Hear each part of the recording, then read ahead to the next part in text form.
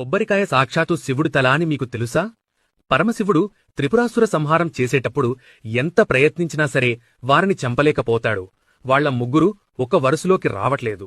అప్పుడు బ్రహ్మదేవుడు ఆటంకాలు తొలగాలంటే గణపతికి పూజ చెయ్యాలి అని పరమశివుడికి చెబుతాడు. శివుడు గణపతి పూజకు సిద్ధం చేస్తుంటే సాక్షాత్తు వినాయకుడే వచ్చి తన తండ్రి ఎదుట కూర్చుంటాడు. పూజ పూర్తయ్యాక నైవేద్యం సమర్పిస్తుంటే గణపతి స్వీకరించడం లేదు. ఏది పెట్టినా తినడం లేదు.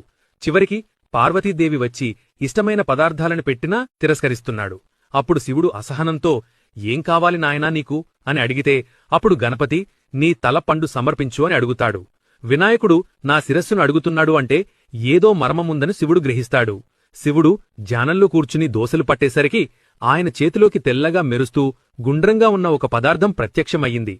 పరమేశ్వరుడికి ఉన్న 3 కన్నులాగా ఆ పదార్థంపై 3 కన్లు ఏర్పడ్డాయి. లక్ష్మీనారాయణ శక్తి కూడా అందులో నిక్షిప్తమయ్యింది. శివుడు తలపై ఉన్న గంగమ్మ అందులోకి ప్రవేశించింది. పార్వతీదేవి తినే పదార్థంలాగా అందులోకి ప్రవేశించింది. అప్పుడు ఆ పవిత్ర పదార్థాన్ని గణపతి స్వీకరిస్తాడు. ఇక గణపతి అది తిని ఇప్పటినుండి ఈ పండుని శ్రీఫలమని పిలుస్తారు అని వరమిచ్చాడు. అందువల్ల అప్పటినుండి కొబ్బరికాయ లేకుండా చిన్న పూజ కూడా జరగటంలేదు. వీడియో మీకు నచ్చినట్టయితే ఓం నమః శివాయ అని కామెంట్ చేయండి.